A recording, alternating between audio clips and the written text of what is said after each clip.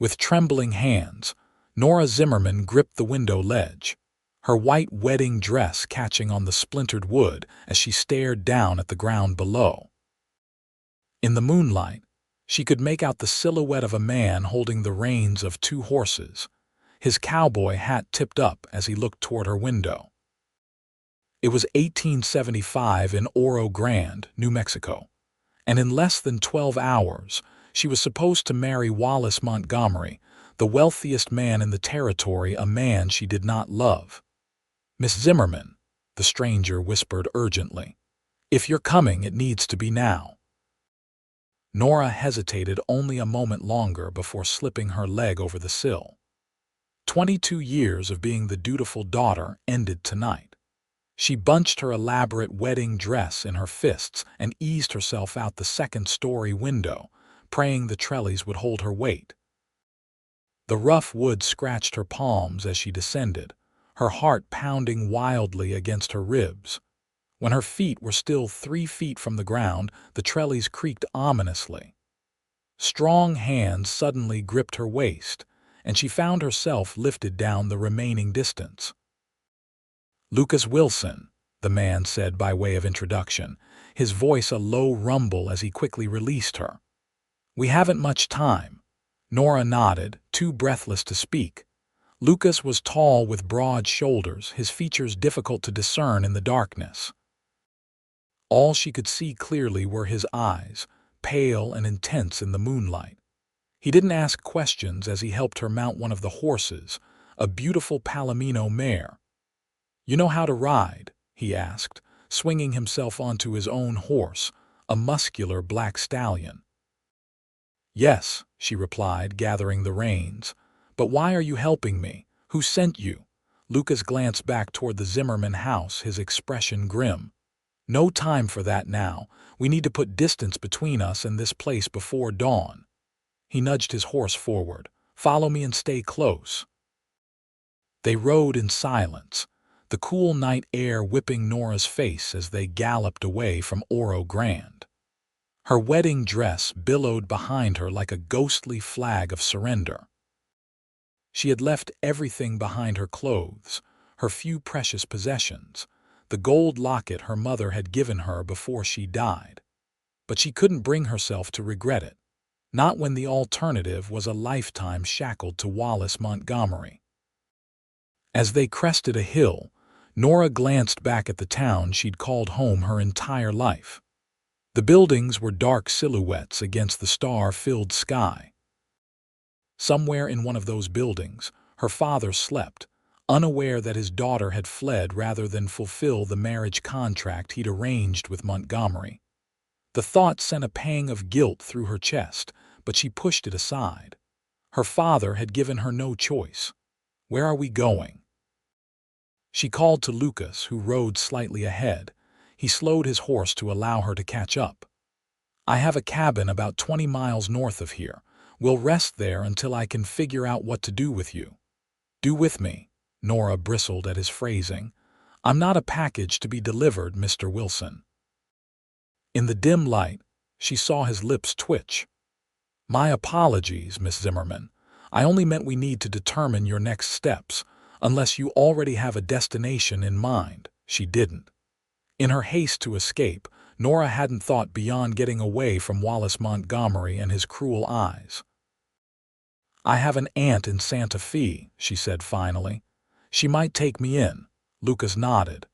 "Santa Fe is a good 4 days' ride from here. We'll need supplies." Nora questioned. "I don't expect you to accompany me all the way to Santa Fe, Mr. Wilson." "You've already done more than enough by helping me escape." He studied her for a long moment.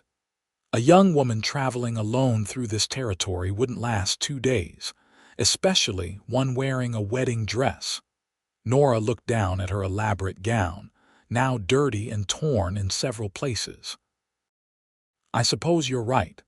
Besides," he added, his voice softening slightly, "I gave my word I'd see you safely away from Montgomery." "To whom did you give this word?" she asked again. Lucas hesitated. "Your friend, Martha." Martha Bailey had been Nora's closest friend since childhood. They had grown up together, sharing dreams and secrets. When Nora's father had announced her engagement to Montgomery 3 months ago, Martha had been the only one who knew how truly terrified Nora was of the man. "How do you know Martha?" "I don't, not really," Lucas replied. "She found me at the saloon yesterday, said she'd heard I was heading north and might be willing to help someone in need for the right price." So Martha had paid this stranger to help her escape. Nora felt a rush of gratitude toward her friend, followed quickly by concern. "What will happen to Martha when they discover I'm gone?" Lucas shrugged. "She seemed to have thought of that, said she was leaving for her sister's place in Albuquerque at first light. By the time anyone thinks to question her, she'll be long gone." Relief flooded through Nora. Smart Martha. Always thinking ahead. They rode in silence for another hour, the night gradually giving way to the first hints of dawn. The terrain became rockier, the trail winding through scrubby juniper trees and sagebrush. Nora's body ached from the unaccustomed hours in the saddle, and her wedding dress had become a cumbersome burden. Finally, Lucas raised his hand, signaling her to stop. "There's a stream just beyond those rocks. We'll rest the horses and you can wash up a bit." Nora nodded gratefully. Her throat was parched, and the thought of cool water was irresistible. They dismounted, and Lucas led the horses to water. Nora stood awkwardly, suddenly aware of how bizarre she must look, a bedraggled bride in the middle of nowhere with a man she'd just met. "You wouldn't happen to have any spare clothes?" she asked hopefully. Lucas tied the horses to a juniper branch and rummaged in his saddlebags. He pulled out a faded blue shirt and a pair of worn trousers. "These will be too big, but they'll be more practical then." He gestured at her dress. "Thank you." Nora took the clothes, wondering where she could change. As if reading her mind, Lucas pointed to a cluster of boulders. "I'll keep watch from here. No one will disturb you." Behind the rocks, Nora struggled with the dozens of tiny buttons running down the back of her wedding dress. After several frustrating minutes, she managed to undo enough of them to wriggle free of the bodice. The dress pooled at her feet like a deflated dream, and she stepped out of it with a sense of liberation. Lucas's clothes were indeed too large, but with the sleeves rolled up and the trousers belted tightly, they would serve. She splashed water on her face and neck, the cool liquid washing away some of the dust and exhaustion. Her long brown hair had come loose from its elaborate style, so she combed it with her fingers and braided it simply. When she emerged from behind the rocks, Lucas was kneeling by a small fire, brewing coffee in a battered tin pot. He glanced up as she approached, and for the first time, Nora got a clear look at her rescuer in the morning light. Lucas Wilson was younger than she'd initially thought, perhaps 28 or 29. His face was tanned and weathered from life outdoors, with strong features and a firm jaw shadowed with stubble. His eyes were a startling shade of blue, like the sky after a summer storm. He wasn't handsome in the conventional way that Wallace Montgomery was, but there was something compelling about his rugged appearance. "Better?" he asked, nodding at her change of clothes. "Much," Nora admitted, sitting down across from him, "though I fear I look ridiculous." A ghost of a smile touched his lips. "You look like a woman who's made a difficult choice. There's nothing ridiculous about that." The simple statement, delivered without judgment, eased some of Nora's tension. Lucas poured coffee into a tin cup and passed it to her. The brew was strong and bitter, but the warmth was welcome in the cool morning air. "Tell me about Wallace Montgomery," Lucas said suddenly. "What kind of man drives a woman to climb out a window on the eve of her wedding?" Nora stared into her coffee, choosing her words carefully. "The kind who sees a wife as property to be acquired and controlled. The kind who smiles at your father while his eyes promise things that make your blood run cold." She looked up at Lucas. "Have you met him?" "Once," Lucas replied, his expression darkening. "Enough to know he's not a man to cross lightly. Which is why I don't understand why you agreed to help me," Nora said. "The money Martha paid you can't be worth making an enemy of Wallace Montgomery." Lucas was quiet for a long moment, poking at the small fire with a stick. "Let's just say I have my reasons for not being fond of men like Montgomery." He stood abruptly. "We should get moving. We still have a ways to go before we reach the cabin." They doused the fire and mounted their horses. As they rode, the sun climbed higher, its heat intensifying. Nora pulled Lucas's hat lower over her eyes, grateful for the shade it provided. The landscape changed gradually, becoming more wooded as they gained elevation. "How did you come to be in Oro Grande?" Nora asked, breaking the long silence. "You don't seem like a man who stays in one place too long." Lucas glanced at her, one eyebrow raised. "What makes you say that? The way you move," she said thoughtfully. "Always alert, always ready, like someone used to watching his back." He chuckled, the sound surprisingly warm. "Observant, aren't you? I was passing through on my way north. Stopped for supplies and a night's rest at the boarding house." "Where were you heading?" "Colorado," he said. "I have business in Denver." "What kind of business?" Lucas gave her an amused look. "You ask a lot of questions, Miss Zimmerman." "Nora," she corrected. "If we're going to be traveling together, you might as well use my name." "Nora," he repeated, and she liked the way it sounded in his deep voice. "My business is my own, but I assure you it's legitimate." She wasn't entirely convinced, but decided not to press further. Everyone had secrets, after all. Hadn't she spent the last 3 months smiling pleasantly while planning her escape? By mid-afternoon, they reached Lucas's cabin. It was small but solidly built, nestled in a grove of ponderosa pines with a creek running nearby. A corral stood empty beside it. "It's not much," Lucas said as he helped her dismount, "but it's secure. Montgomery's men won't find us here." "Is it yours?" In a manner of speaking. "I won it in a poker game in El Paso last winter. Previous owner moved to California." Inside, the cabin was sparsely furnished with a table, 2 chairs, a small stove, and a narrow bed pushed against one wall. Lucas set down their few belongings and immediately began checking the perimeter, making sure all was as he'd left it. Nora stood in the center of the room, suddenly uncertain. The reality of her situation was sinking in. She had run away from her wedding, from her father, from everything familiar. She was alone in a remote cabin with a man she barely knew. What had seemed like a desperate but necessary escape now felt reckless.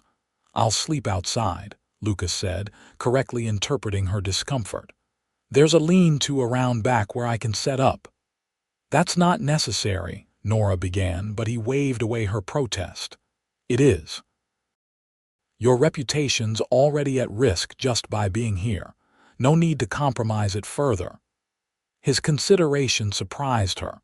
Most men wouldn't care about the propriety of their arrangement, especially given the circumstances. "Thank you," she said simply. Lucas nodded once and began gathering supplies.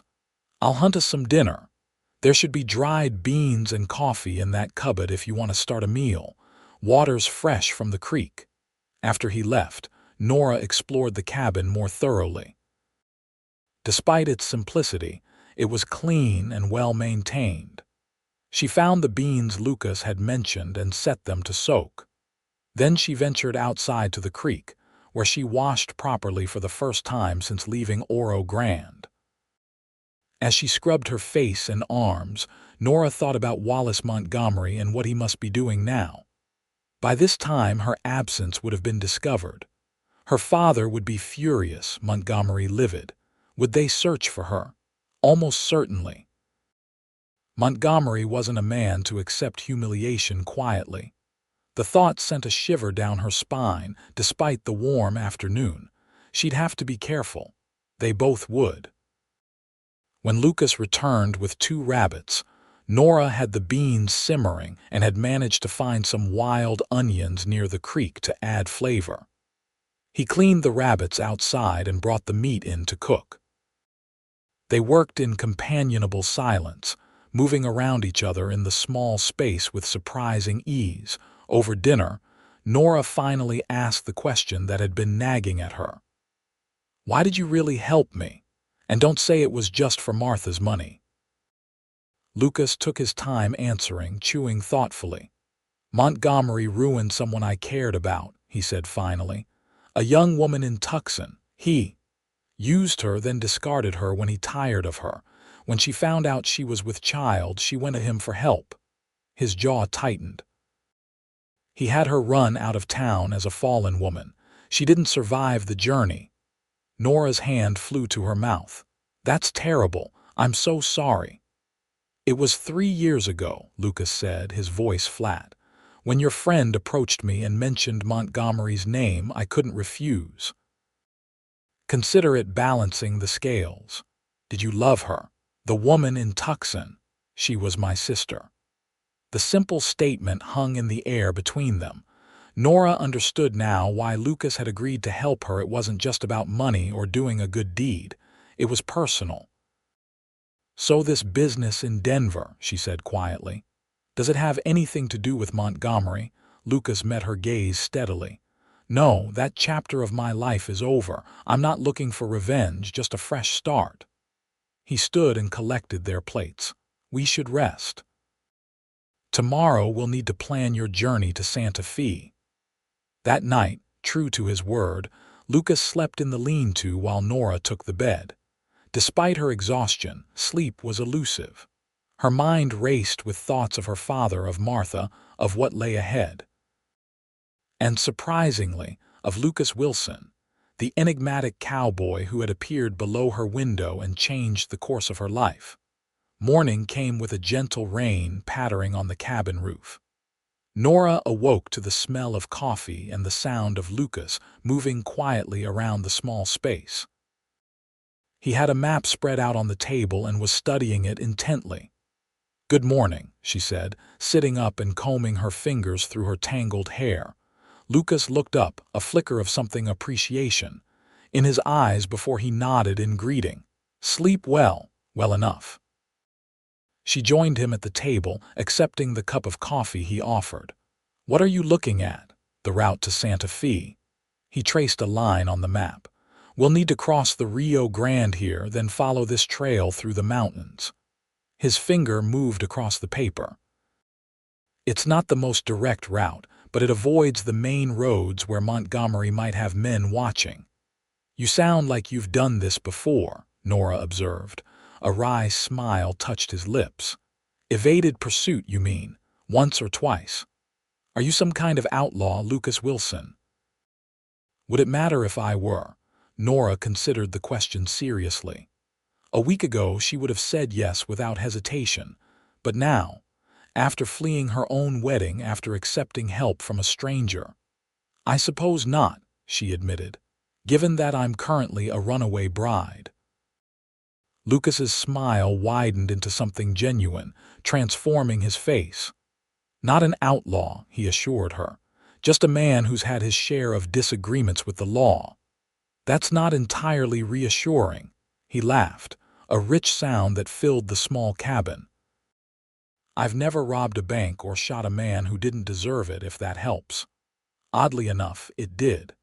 There was something fundamentally honest about Lucas, despite his evasiveness. He might not tell her everything, but what he did say, she believed. "So what's the plan?" she asked, returning to the map. "When do we leave for Santa Fe?"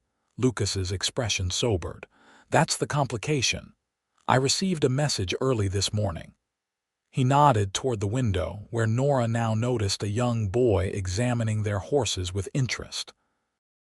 "That's Tommy from the trading post 5 miles east. He brings news when needed for the right price." "What news?" "Montgomery has men watching all the roads heading north and east.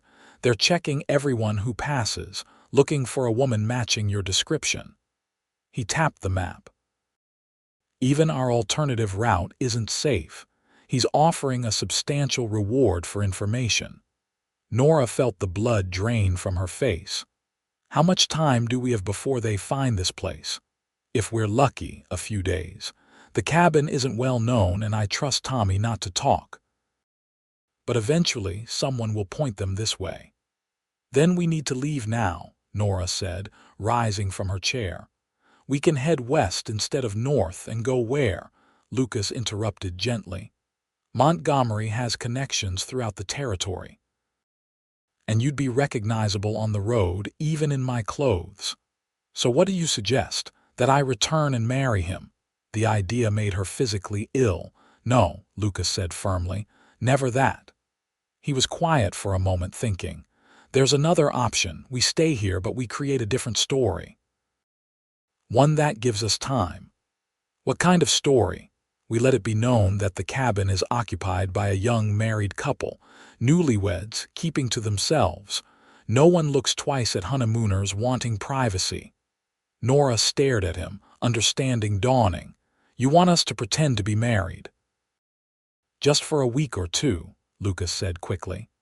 Long enough for Montgomery's search to move elsewhere. Then we can make our way to Santa Fe more safely. It was a practical solution, Nora had to admit. And yet the thought of pretending to be Lucas's wife made her heart race in a way that had nothing to do with fear. Tommy can spread the word, Lucas continued. He's an excellent gossip when properly motivated. We'll need a story how we met, why we married in such a hurry. We could say we eloped, Nora suggested, warming to the idea. That would explain why no one in the area knows us. Lucas nodded approvingly. Good, and it explains why we might be keeping a low profile. But what about your business in Denver? It can wait, he said simply. This is more important. The way he said it so matter-of-factly made Nora's chest tighten with an unfamiliar emotion. She wasn't used to being someone's priority. All right, she agreed. We'll be Mr. and Mrs. Wilson, newly eloped and terribly in love. A shadow crossed Lucas's face, so quickly she might have imagined it. I'll let Tommy know the story to spread, and I'll need to ride to the trading post for more supplies if we're staying. I'll come with you, Nora said. If we're supposed to be newlyweds, it would look strange for you to leave me behind. He considered this, then nodded. You're right, but you'll need different clothes. He glanced at her oversized shirt and trousers. Those might raise questions. I don't suppose there are any women's clothes in this cabin. Actually, Lucas said, looking slightly embarrassed, there might be. He crossed to a trunk in the corner and opened it, pulling out a simple calico dress. The previous owner left some things behind. His wife had departed before him. Nora examined the dress. It was plain but well made, a practical garment for a frontier woman. This will do nicely. She looked up at Lucas. You should know that I'm not completely helpless. I can cook and manage a household. My father may have raised me to be a proper lady, but my mother made sure I knew practical skills before she died. I never thought you were helpless, Lucas replied. Not a woman who'd climb out a second-story window in a wedding dress rather than marry the wrong man. His words warmed her, and she smiled. Give me a few minutes to change, and I'll be ready to play the part of your adoring wife. The trading post was busier than Nora had expected, with several horses tethered outside and the sound of voices drifting through the open door. She hesitated as they approached, suddenly nervous about their charade. Lucas seemed to sense her unease and offered his arm. Ready, Mrs. Wilson? He asked quietly, a reassuring smile on his lips. Nora took a deep breath and slipped her arm through his. Ready, husband. Inside, the trading post was crowded with merchandise, everything from tools and foodstuffs to bolts of fabric and ready-made clothing. A heavy-set man with an impressive mustache presided over it all from behind a counter. Wilson, he called out when he spotted them. Didn't expect to see you back so soon. Tommy said you might be holed up for a while. His curious gaze shifted to Nora. And who might this lovely lady be? Lucas pulled Nora closer to his side. Ed, I'd like you to meet my wife, Nora. We were married last week in Oro Grande. Ed's eyebrows shot up in surprise. Wife?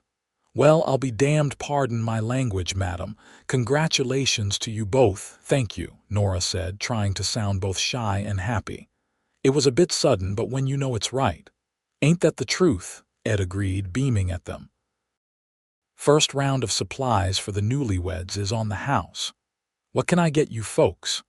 As Lucas listed the items they needed, Nora became aware of the other customers watching them with interest. A young woman about her own age approached, her friendly smile putting Nora at ease. I'm Sarah Jenkins, she introduced herself. My husband and I have a small ranch about 10 miles from here. It's always nice to meet another woman in these parts. We're somewhat outnumbered. Nora Wilson, she replied, the false name feeling strange on her tongue. We have a cabin a few miles west of here. Oh, the old Peterson place, Sarah nodded knowingly. It's a cozy spot, perfect for newlyweds. She lowered her voice conspiratorially. How did you two meet, if you don't mind my asking? Nora glanced at Lucas, who was deep in conversation with Ed. They hadn't worked out all the details of their story yet. She would have to improvise. We met in Albuquerque, she said, drawing from her knowledge of Martha's sister's home. I was visiting family and Lucas was passing through on business. It was unexpected, but we connected immediately. Sarah sighed romantically. Love at first sight, how wonderful. Not exactly, Nora found herself saying. He annoyed me terribly at first, too confident by half. But then I saw how kind he was to a stray dog no one else would help, and I began to see him differently. The fabricated story felt surprisingly authentic as she spoke. She could almost picture it happening, Lucas kneeling to tend to a wounded animal, his strong hands gentle. The best ones often start that way, Sarah said with a knowing nod. My Henry drove me to distraction when we first met. Now I can't imagine life without him. As they continued chatting, Nora relaxed into her role. Sarah introduced her to the other women in the store, all of whom seemed delighted to welcome a new neighbor. They offered advice, recipes, and invitations to quilting circles and social gatherings. By the time Lucas had finished gathering their supplies, Nora had made several new acquaintances and had been thoroughly briefed on every eligible bachelor within 20 miles, information that would have been useful before her supposed elopement. Sarah had said with a laugh. You seem to be settling into married life, Lucas observed as they loaded their purchases onto the horses. Your wife is a charming addition to our little community, Sarah called as she and her husband prepared to depart. Remember, the church social is the first Saturday of next month. We expect to see you both there. Lucas waved acknowledgement, then turned to Nora with a raised eyebrow once they were alone. Church social. I may have gotten a bit carried away with the neighborly chat, Nora admitted. But isn't that what we wanted, to establish ourselves as a normal couple? You're right, he conceded. What else did you tell them about us? As they rode back to the cabin, Nora recounted the story she'd created, their meeting in Albuquerque, their whirlwind courtship, their decision to elope rather than wait for her father's approval. The stray dog was a nice touch, Lucas said, amusement lacing his voice. Very believable. It seemed like the kind of thing you might do, Nora replied honestly. He gave her a curious look but didn't comment further. When they reached the cabin, Lucas immediately set about securing their new supplies while Nora prepared dinner. The domestic scene felt strangely natural, as if they had been doing this dance for years rather than days. Over their meal, Lucas shared what he'd learned at the trading post. Montgomery's men were through here 2 days ago. They didn't mention you by name, Just said they were looking for a young woman who'd run away from home. What did Ed tell them? That he hadn't seen anyone matching your description, but they left a poster with your likeness. Lucas pulled a folded paper from his pocket and spread it on the table. Nora stared at the drawing. It was a reasonably accurate depiction of her face, though it showed her with her hair styled formally, the way she'd worn it in Oro Grande. Beneath the image were the words, "Missing, Miss Nora Zimmerman. Reward for information leading to her safe return." "At least they're not calling me a criminal," she said with forced lightness. "Just missing." "It's smarter," Lucas replied.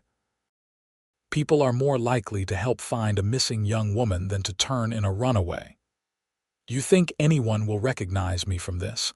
Lucas studied her face, his gaze thoughtful. "With your hair down and dressed as you are now, unlikely. You look different from this drawing." He tapped the paper.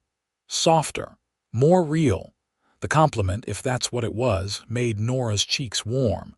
She busied herself clearing their plates to hide her reaction. "The good news," Lucas continued, "is that Montgomery's men have already moved on, heading north. They believe you're trying to reach the railroad in Santa Fe." "Which is exactly what we'd planned to do," Nora pointed out.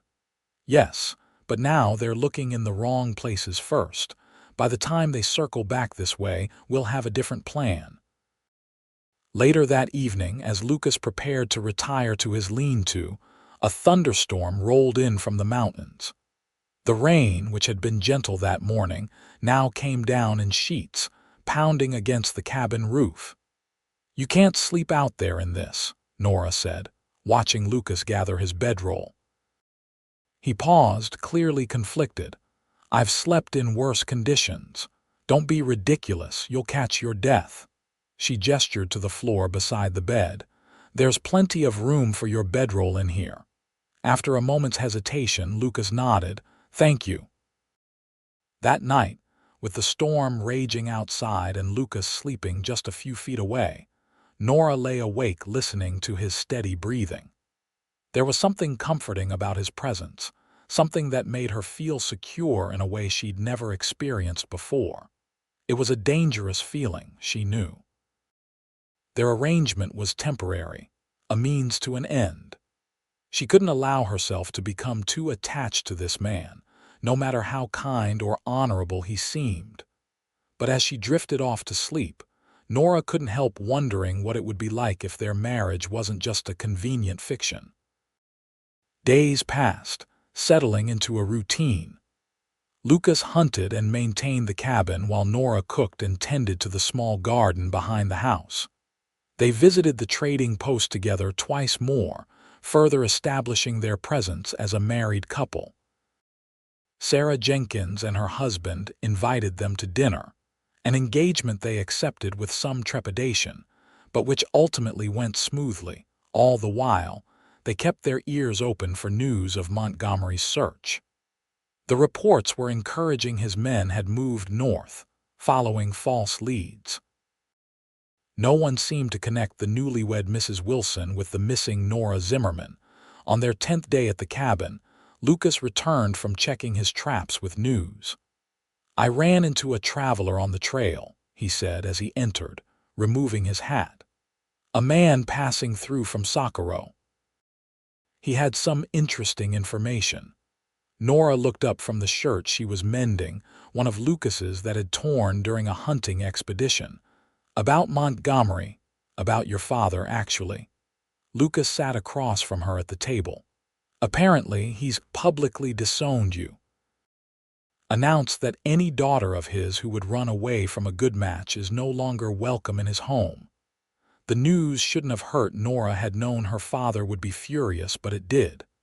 "I see," she said quietly, setting aside the shirt. "I suppose that simplifies things." Lucas watched her carefully. "Are you all right?" "Yes," she said automatically, then reconsidered. "No, I don't know. He's my father for all his faults. I never wanted to shame him just to avoid marrying a man I feared." "You didn't shame him," Lucas said firmly. He shamed himself by trying to sell you to Montgomery. The bluntness of his assessment was oddly comforting. Thank you for saying that. It's the truth. Lucas hesitated, then continued. There's more news. Montgomery is apparently engaged again. Nora's head snapped up in surprise. Already. It's been less than 2 weeks. To a banker's daughter from Santa Fe. The announcement was in yesterday's newspaper, according to my source. Well, Nora said, stunned. He certainly didn't waste time mourning my loss. Are you disappointed? Lucas asked, his tone carefully neutral. Disappointed? No. Nora considered how she felt about this development. Relieved, actually. If he's found someone else to marry, he might stop looking for me so aggressively. That was my thought as well. Lucas rose and moved to the window, staring out at the gathering dusk. It might be safe enough now to consider your journey to Santa Fe, to your aunt. Yes, Nora agreed, though the prospect no longer filled her with the same urgency. I suppose it is. Neither of them mentioned it again that evening, but the possibility of their imminent parting hung in the air between them, creating a new tension where ease had begun to grow. The next morning, Lucas was uncharacteristically quiet as they ate breakfast. Finally, he set down his coffee cup with determined finality. I think we should leave for Santa Fe tomorrow, he said.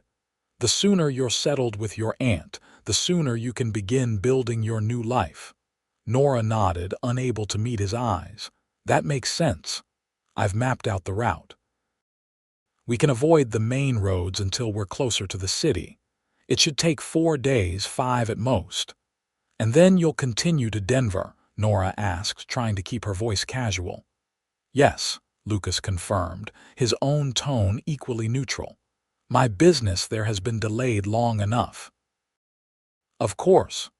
Nora stood and began clearing the table, needing something to occupy her hands. I should prepare supplies for the journey. As she washed the dishes, she found herself blinking back unexpected tears.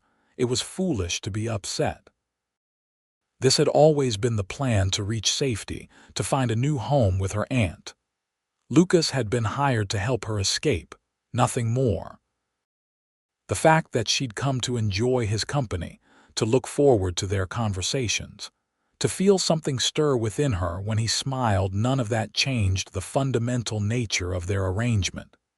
Still, the thought of saying goodbye left an ache in her chest that she couldn't ignore.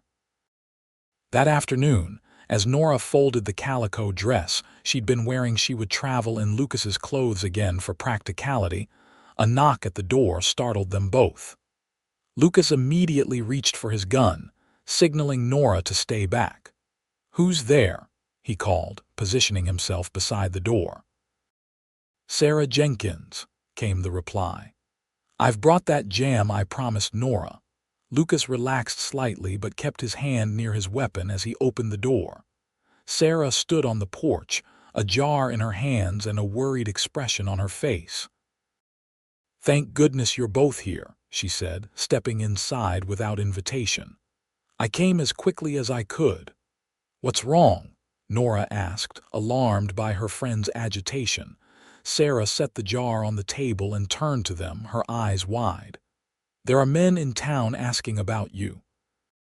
Not by name, but they described you both perfectly: a tall man with blue eyes and a scar on his right hand, traveling with a young woman with brown hair and green eyes." Lucas and Nora exchanged looks. He didn't have a scar on his right hand, but the rest of the description was close enough to be concerning. "Did they say what they wanted?" Lucas asked. Sarah nodded grimly. "They said the woman is a runaway bride who stole valuable jewelry from her fiancé before fleeing. They're offering a significant reward for information." "That's a lie," Nora said hotly. "I didn't take anything except the clothes on my back." Sarah's expression softened. "I suspected as much. The men seemed unsavory, not the type most wealthy gentlemen would employ." She looked between them uncertainly. I don't mean to pry into your affairs, but if you're in some kind of trouble. It's complicated, Lucas said after a moment. But I assure you, Nora has stolen nothing. These men are working for someone who doesn't like to lose what he considers his property. Understanding dawned in Sarah's eyes. I see. She turned to Nora. Your marriage to Lucas isn't real, is it? Nora hesitated, then shook her head. No, he helped me escape an unwanted marriage to a cruel man. The rest was a story to protect us while we waited for the search to move elsewhere. To her surprise, Sarah didn't seem shocked or scandalized. I thought there was something unusual about your situation. You both seemed cautious, watchful. She smiled wryly. Though I must say, for two people pretending to be in love, you do it very convincingly. Nora felt her cheeks flush and didn't dare look at Lucas. Does Henry know you've come to warn us? Lucas asked. Yes, and he agrees you should leave tonight. Those men are staying at the saloon in town. They've been drinking heavily, but they plan to start searching the outlying properties tomorrow. Thank you, Sarah, Nora said, deeply moved by the woman's willingness to help them.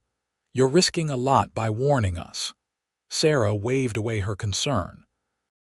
Henry, and I know what it's like to face opposition to your choices. His family disowned him for marrying me. A shopkeeper's daughter wasn't good enough for their precious son. Her expression hardened. No woman should be forced to marry against her will. Now, what can I do to help you leave quickly? With Sarah's assistance, they packed their few belongings and prepared the horses. She brought them extra food for the journey, and a map drawn by her husband showing lesser-known trails that would lead them safely away from the area. As the sun began to set, they said their goodbyes. Sarah hugged Nora tightly, then surprised Lucas by embracing him as well. Take care of each other, she said, stepping back to look at them both. And perhaps someday, when this is all behind you, you might consider making that marriage real. You fit together well, whether you realize it yet or not. Nora couldn't formulate a response, but Lucas thanked Sarah once more for her help, his expression unreadable. They rode out as darkness fell, heading east initially to throw off any pursuit before planning to turn north toward Santa Fe. The night was clear, the stars providing enough light to follow the trail. They traveled in silence for the first hour, both lost in their own thoughts. Finally, Lucas spoke. Sarah was right about one thing. We need to leave this area immediately. But I've been thinking Santa Fe might not be safe either. Because of Montgomery's new fiancée? Nora asked. Partly that, but also because it would be the logical place for you to seek refuge with your aunt there. It might be the first place Montgomery's men look once they realize you're not in Oro Grande or the surrounding areas. Where else could I go? Nora asked, a hint of desperation in her voice. I have no other family, no money of my own. Lucas was quiet for a moment, as if weighing something in his mind. You could come to Denver with me. The suggestion caught Nora completely off guard. Denver? But why would you? It's a growing city, Lucas continued. Opportunities for a woman of your intelligence and capability. You could find work, make a new start far from Montgomery's reach. And what about you? What would your role be in this scenario? Lucas guided his horse closer to hers so she could see his face in the moonlight. That would be up to you. I could simply help you get established, then continue on my way. Or, Nora prompted when he didn't finish. Or I could stay, he said simply. With you, if that's what you wanted. Nora's heart raced at the implication of his words. Are you proposing that we continue our charade in Denver? No, Lucas said firmly. I'm proposing that we stop pretending altogether. These past 2 weeks, living in that cabin with you, it hasn't felt like a charade to me for some time now. Nora reined her horse to a stop, needing to have this conversation properly. Lucas did the same, turning in his saddle to face her. Lucas, she began, trying to sort through her tumultuous emotions. "I don't know what to say. This is all happening so quickly." "I know," he acknowledged. "And I don't expect an answer right now. It's a lot to consider, especially given how we met." He ran a hand through his hair, a rare gesture of uncertainty from him. "All I'm asking is that you think about it, about the possibility of us for real." "What about your business in Denver?" Nora asked. "You've never actually told me what it is." Lucas hesitated, then seemed to come to a decision. "I inherited a building from my uncle, a former mercantile that I plan to reopen. It's nothing glamorous, but it's honest work with good prospects." The revelation surprised her. Somehow she'd imagined his business was something more mysterious, given his reluctance to discuss it. "A shopkeeper, that's your grand plan." A smile tugged at his lips. "Disappointed? Were you hoping I was secretly a notorious gunslinger or a railroad tycoon?" "No," Nora said, laughing despite herself. "A shopkeeper is perfectly respectable. It's just unexpected. My uncle taught me the trade before I left home at 17. I've been working my way back to it ever since." His expression grew more serious. "I've done other jobs, ranch hand tracker, even a stint as a deputy marshal in Arizona. But this is what I want now, a stable business, a place to put down roots." "And you want me to be part of that?" Nora asked softly. "Yes," Lucas said without hesitation. "I didn't expect to feel this way when I helped you out of that window, Nora. But I can't imagine walking away from you now." Before Nora could respond, the sound of horses in the distance made them both tense. Lucas immediately urged his mount forward, leading them off the trail and into a grove of trees. "Riders," he whispered, dismounting and helping Nora down as well. "At least 3, coming fast." They secured their horses deep in the grove and crouched behind a fallen log, watching the trail they'd just left. Soon, 3 men rode into view, their faces obscured by bandanas pulled up over their noses. "Montgomery's men," Nora whispered. Lucas nodded grimly. "Must have picked up our trail sooner than we expected." The men slowed, examining the ground carefully in the moonlight. One pointed in the direction Lucas and Nora had gone, saying something too low to hear. All 3 looked toward the grove of trees. "They know we're here," Lucas said quietly, drawing his gun. "When I give the word, run for the horses, I'll hold them off." "I'm not leaving you," Nora insisted. "Nora, no," she said firmly. "We either both go or neither of us does." Lucas looked like he wanted to argue, but there wasn't time. The men were dismounting, preparing to search the grove on foot. "All right," he conceded. "But stay close and do exactly as I say." They crept deeper into the trees, moving as quietly as possible toward where their horses were tethered. Behind them, they could hear the men spreading out, searching. "There's a ravine about 100 yards ahead," Lucas whispered. "If we can reach it, we can follow it north for a mile or so before rejoining the trail. They'd have trouble following in the dark." Nora nodded, gathering her courage. They moved forward carefully, every twig snapping beneath their feet sounding impossibly loud in the quiet night. They had almost reached their horses when a shout went up behind them. "There, by the big pine," Lucas cursed under his breath. "Run." They abandoned stealth and sprinted for the horses. Lucas helped Nora mount quickly, then swung onto his own horse just as a shot rang out, the bullet splintering bark from a tree nearby. "Go!" Lucas shouted, and they urged their horses forward, crashing through the underbrush toward the ravine. More shots followed, but the darkness and trees made accurate aim impossible. They reached the ravine and plunged down its steep side, the horses struggling to find footing on the loose soil. Behind them, they could hear their pursuers remounting, preparing to give chase. The bottom of the ravine was sandy and relatively clear, allowing them to pick up speed. They rode hard, the sound of pursuit gradually fading behind them. After what felt like hours but was probably less than one, Lucas signaled for them to slow. "I think we've lost them for now," he said, his breathing heavy. "But they'll keep looking come daylight." Nora nodded, too winded to speak. The adrenaline that had carried her through their escape was fading, leaving her shaky and exhausted.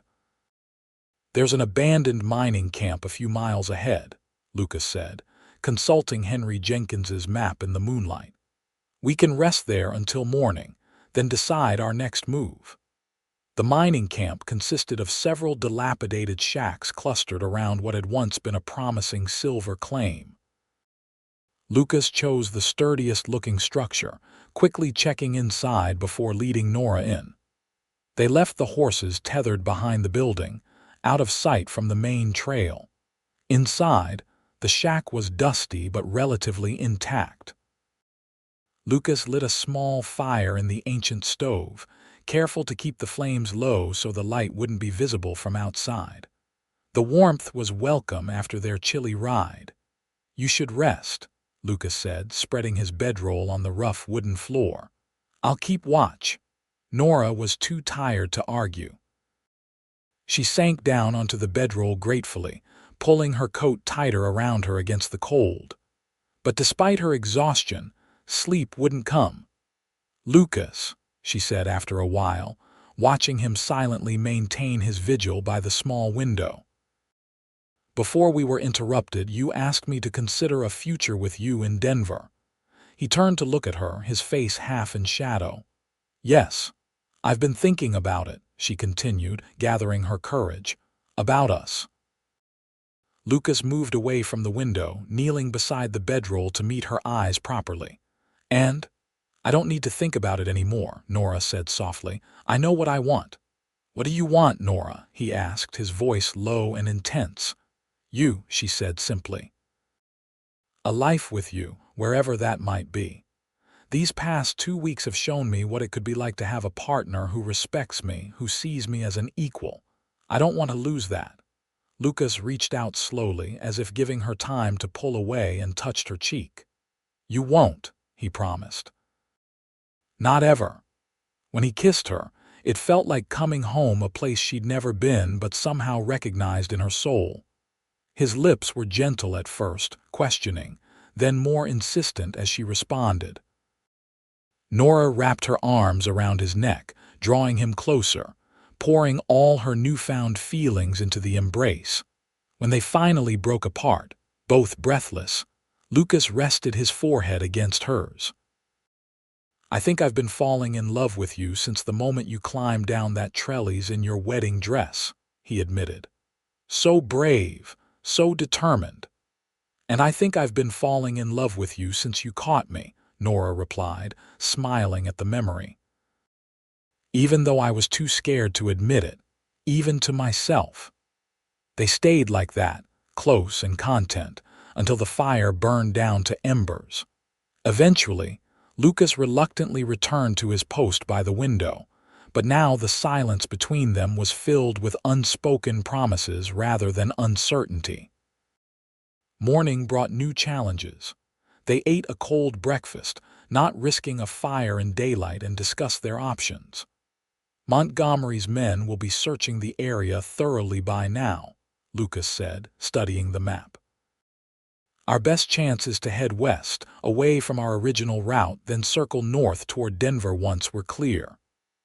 "Not Santa Fe?" Nora asked, surprised. "Unless you've changed your mind about coming with me." Lucas looked up, a hint of vulnerability in his expression. "No," Nora assured him. "Denver it is. I was just making sure." They set out just after dawn, keeping to wooded areas and ravines where possible to avoid being spotted. By midday, they had put significant distance between themselves and their pursuers, but Lucas remained cautious, frequently checking behind them for signs of being followed. As they rode, Nora thought about the future they were riding toward. A mercantile in Denver, a life built together. It wasn't what she'd imagined for herself, but it felt right in a way her planned life in Oro Grande never had. "Tell me about the store," she said as they stopped to rest the horses beside a small creek. "What kind of merchandise will you carry?" Lucas smiled, clearly pleased by her interest. "General goods to start the necessities people need, but I'd like to expand into quality items that are harder to find in the territory. Books, fine tools, perhaps even some luxury goods from back east." "It sounds wonderful," Nora said sincerely.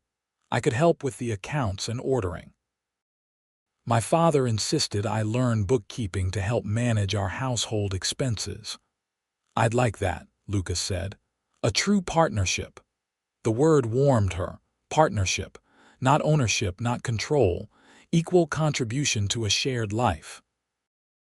They continued their journey west, staying well away from settlements and main roads. Each night, they camped under the stars, their bedrolls gradually moving closer together until they slept side by side, Lucas's arm protectively around Nora's waist. On the fourth day, as they prepared to turn north toward Denver, disaster struck. They were crossing a shallow river when Nora's horse stumbled on a submerged rock, throwing her into the fast-moving water. Lucas dismounted immediately, rushing to help her, but in the confusion, both horses bolted, carrying most of their supplies with them. Lucas managed to pull Nora from the river, both of them soaked and shivering. "Are you hurt?" he asked frantically, checking her for injuries. "Just bruised," Nora assured him, though her ankle throbbed painfully. "But the horses, I'll find them," Lucas said, helping her to the riverbank. "Can you walk?" She tried to put weight on her injured ankle and winced. "Not well." Lucas looked torn, unwilling to leave her but knowing they needed their horses and supplies. "Wait here," he finally said. "I'll track the horses and come back for you." "Be careful," Nora urged, "if Montgomery's men are still looking for us." "I will be." He kissed her quickly, then set off, following the horses' tracks along the riverbank. Alone, Nora found a sheltered spot among some rocks and tried to wring the water from her clothes. The sun was warm, but the breeze made her shiver in her wet garments. Her ankle continued to throb, and when she examined it, she found it swollen and beginning to bruise. Not broken, she thought, but certainly sprained. Hours passed with no sign of Lucas. Nora tried not to worry, telling herself that tracking runaway horses through unfamiliar terrain would naturally take time. But as the sun began to dip toward the horizon, fear crept in. What if he couldn't find them? What if he'd encountered trouble? What if Montgomery's men had found him? Just as she was contemplating trying to hobble downstream to look for him, she heard hoofbeats approaching. Relieved, she started to call out, then stopped herself. It might not be Lucas. Pressing back against the rocks, Nora watched anxiously as a rider came into view. To her immense relief, it was Lucas, leading both their horses. He looked tired but unharmed. "Lucas," she called, struggling to her feet. He dismounted quickly, hurrying to her side. "I found them about 2 miles downstream," he explained. "They'd stopped to graze, thankfully. Are you all right?" "Better now," Nora said, embracing him tightly. "I was worried." "So was I," he admitted. "But we're together now, and that's what matters." He glanced at her injured ankle. "Can you ride?" "I think so, if you help me mount." With Lucas's assistance, Nora managed to get on her horse, though her ankle protested painfully. They rode slowly, following the river north as the daylight faded. "There's a settlement about 10 miles ahead," Lucas said, consulting their map. "We could rest there, get your ankle looked at." Nora hesitated, concerned about the risk. "Is it safe? What if someone recognizes us? It's a small mining town, mostly men looking for silver. Few questions asked as long as you have money to spend." He looked at her with concern. "We need to tend to your injury properly, and we could both use a real meal and a night in a proper bed." The thought was tempting. After days on the trail, even the simple comforts of a boarding house seemed luxurious. "All right," Nora agreed, "but we'll need to be careful." They reached the settlement, grandly named Prosperity despite its obvious lack of that quality, just after nightfall. A single street lined with rough wooden buildings constituted the entire town. The saloon was brightly lit and noisy, but the small hotel next door looked quiet and respectable enough. Lucas helped Nora dismount and supported her as they entered the hotel. The elderly proprietress barely glanced at them as Lucas requested a room, handing over coins without question. "Supper's extra," she said, pocketing the money. "Served in the dining room for another hour." "And is there a doctor in town?" Lucas asked. "My wife turned her ankle on the trail." The woman nodded toward a building across the street. "Doc Wilson, no relation to you, I presume, has an office there." "Probably at the saloon this time of night, though." Their room was small but clean, with a narrow bed and wash basin. Lucas helped Nora settle on the bed, then brought in their saddlebags. "I'll go find the doctor," he said, kneeling to examine her ankle himself first. "It's swollen badly." "It can wait until morning," Nora suggested, suddenly reluctant to be separated from him again. "I just need to rest it." Lucas considered this, clearly torn. "At least let me get you some dinner first, and perhaps the proprietress has some witch hazel or arnica for the swelling." While Lucas was downstairs arranging for food to be brought up, Nora took the opportunity to wash and change into dry clothes. The simple act of being clean again improved her spirits considerably. When Lucas returned with a tray bearing stew, bread, and coffee, Nora was sitting on the edge of the bed, her injured ankle propped on a pillow. The elderly proprietress followed with a small jar of salve and clean bandages. "My mother's recipe," she explained, setting the items beside Nora. "Better than anything that drunken doctor could give you. Apply it generously and wrap the ankle tight." "Thank you," Nora said gratefully. "That's very kind." The woman waved away her thanks. "Been in these mountains 40 years. Seen every kind of injury there is." She gave them a knowing look. "And every kind of couple, too. You two running from something, I expect. Don't worry, I won't ask what." After she left, Lucas applied the salve to Nora's ankle with gentle hands, then wrapped it carefully. His touch was so tender that Nora felt tears spring to her eyes. "Did I hurt you?" he asked immediately, noticing her expression. "No," she assured him. "I was just thinking how fortunate I am to have found you, or rather, how fortunate that you found me." Lucas smiled, finishing with the bandage and moving to sit beside her on the bed. "I believe it works both ways." He took her hand, his expression turning serious. "Nora, I know we've discussed a future together in Denver, but I realize we've never properly. That is, I haven't formally." Nora squeezed his hand encouragingly. "Yes." Lucas took a deep breath. "Nora Zimmerman, would you do me the honor of becoming my wife? For real this time, not just as a convenient story." Despite having already agreed to a life together, the formal proposal made Nora's heart swell with happiness. "Yes," she said without hesitation. "Yes, I will marry you, Lucas Wilson." His smile was radiant as he leaned in to kiss her, a kiss full of promise and future joy.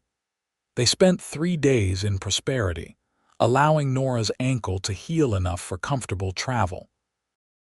During that time, they learned more about each other's pasts. Lucas's childhood in Texas, his years working various jobs across the territory, Nora's sheltered upbringing in Oro Grande, her mother's early death, her father's gradual hardening into a man concerned only with status and financial security. On the morning they were to depart, Lucas returned from an errand with unexpected news. "I've been asking around discreetly about Montgomery's men," he said as he entered their room. "Word is they've been called off the search." "Called off," Nora repeated, surprised. "Why?" "Apparently, Montgomery's wedding to the banker's daughter is proceeding more quickly than expected." The gossip is that she's with child, and they're rushing to marry before it becomes obvious. Lucas sat beside Nora on the bed. If that's true, he has more pressing concerns than finding you. The news was a relief. Though they'd been careful, the constant awareness of being pursued had been exhausting. So we can travel more openly now. I think so, Lucas agreed. At least, we don't need to avoid the main roads and settlements. We can take a more direct route to Denver. With renewed confidence, they set out that afternoon. Nora's ankle, while still tender, supported her weight well enough for riding. The journey north was considerably more pleasant without the fear of pursuit, allowing them to appreciate the stunning mountain vistas and peaceful valleys they passed through. They traveled for 6 more days, stopping at proper inns when available and camping when necessary. Along the way, they encountered other travelers, traders, miners, families heading west, and no one gave them a second glance. They were just another couple on the trail, unremarkable and uninteresting to strangers. As they neared Denver, the signs of civilization increased: more farms, better roads, occasional stagecoach stations. Nora found herself both excited and nervous about their destination. This would be her home, her new beginning. What if your uncle's store isn't what you remembered? She asked Lucas as they made camp one evening, just a day's ride from Denver. What if it needs more work than you anticipated? Lucas looked up from building their fire. Then we'll work on it together, make it our own. He smiled reassuringly. I have enough saved to get us started, and I'm good with my hands. Between the two of us, we'll make it work. His confidence was infectious. Nora had always been practical, but Lucas's optimism balanced her tendency toward caution. Together, they made a good team. The next afternoon, they crested a hill and saw Denver spread out below them, a growing city nestled against the backdrop of mountains. Smoke rose from chimneys, and even from this distance, they could see the bustle of activity along the main streets. There it is, Lucas said, a note of pride in his voice. Our new home. They rode into the city as the sun began to set, the streets still lively with commerce and conversation. Lucas led the way confidently, navigating through the grid of streets until they reached a quieter neighborhood a few blocks from the main thoroughfare. Here we are, he said, reining his horse to a stop in front of a 2-story building. The ground floor had large windows fronting the street, though they were currently boarded up. A sign hung above the door reading Wilson's Mercantile in faded paint. It's perfect, Nora said, taking in the solid construction and good location. Lucas dismounted and helped her down, both of them standing for a moment to contemplate the building. The store is on the main floor, he explained. Living quarters above. My uncle wrote that he'd kept the furnishings in place, so it should be habitable if a bit dusty. The interior of the store was indeed dusty, with empty shelves and counters waiting to be filled. But the space was large and well designed, with good natural light from the windows when Lucas pried off one of the boards to peek through. Upstairs, the living quarters were simple but comfortable: a small parlor, a kitchen with a sturdy stove, a bedroom with a large bed, and a smaller room that could serve as an office or, Nora thought with a flutter of anticipation, perhaps a nursery someday. What do you think? Lucas asked, watching her explore the rooms. I think, Nora said, turning to face him with a smile, that we're home. The following weeks were a whirlwind of activity. They were married by a judge at the Denver courthouse. A simple ceremony with strangers as witnesses, but no less meaningful for its lack of pomp. Nora wore a new blue dress purchased with some of Lucas's savings, and he wore a clean suit that made him look both handsome and slightly uncomfortable. They worked side by side to prepare the store for opening: cleaning, painting, ordering inventory, arranging displays. Lucas's experience with his uncle's business proved invaluable, while Nora's eye for organization and detail complemented his practical knowledge. Word spread quickly in the neighborhood about the reopening of Wilson's Mercantile. Curious neighbors stopped by to introduce themselves and inquire about what goods they might carry. Nora found herself welcomed into the small community of shopkeepers' wives, invited to tea and sewing circles where local news was exchanged freely. By the time they opened their doors for business 6 weeks after arriving in Denver, they had established themselves as respectable new members of the community. The store was well stocked with practical necessities, as well as a few carefully selected luxury items that Lucas had ordered from suppliers in St. Louis and Chicago. Their first day of business exceeded all expectations. Customers came steadily throughout the day, some to buy, others simply to look and welcome them to the neighborhood. By closing time, Nora's feet ached from standing, and her hand was cramped from recording sales in the ledger, but her heart was full of satisfaction. "I'd call that a success," Lucas said as he locked the door behind the last customer. He turned to Nora with a smile that still made her pulse quicken. "How does it feel to be a shopkeeper's wife?" "Wonderful," she said honestly, moving into his embrace. "Though I prefer to think of myself as your partner in this venture." "Partner," he agreed, kissing her softly. "In everything." That night, as they lay together in their bed above the store, Nora reflected on the journey that had brought her here. From the moment she'd climbed out that window in her wedding dress to escape a loveless marriage, her life had changed in ways she could never have imagined. The fear and uncertainty of that night had led, improbably, to this moment of contentment and hope. "What are you thinking about?" Lucas asked, his voice drowsy as he pulled her closer. "About how glad I am that you were waiting below my window that night," Nora replied, resting her head on his chest.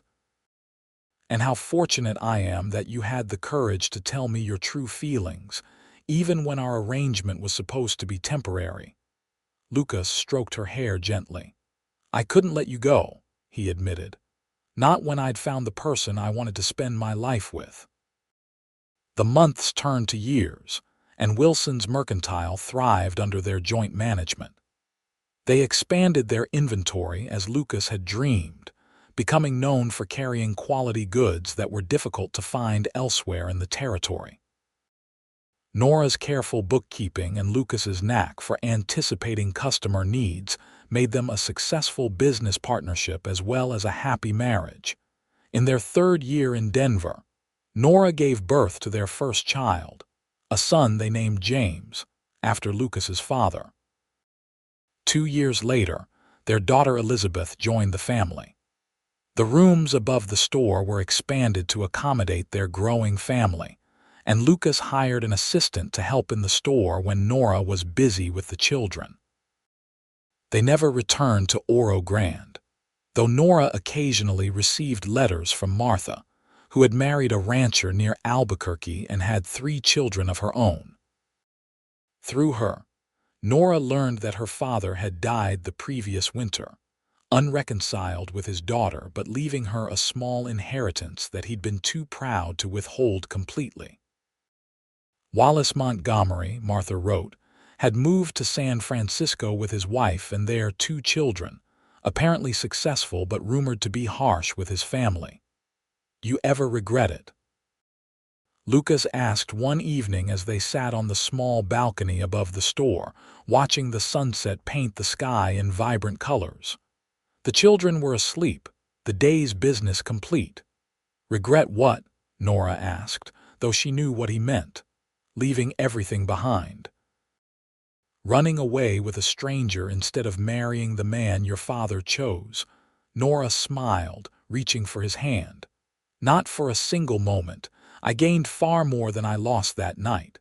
She looked at him, this man who had become the center of her world. "What about you? Do you ever regret helping that terrified bride escape, Lucas shook his head, his blue eyes warm with love. "Best decision I ever made," he said simply. "Though I have to admit, when Martha Bailey approached me in that saloon and asked if I'd help a young woman flee her wedding for $50, I thought she was crazy." Nora laughed. "I still can't believe she did that. Such a risk."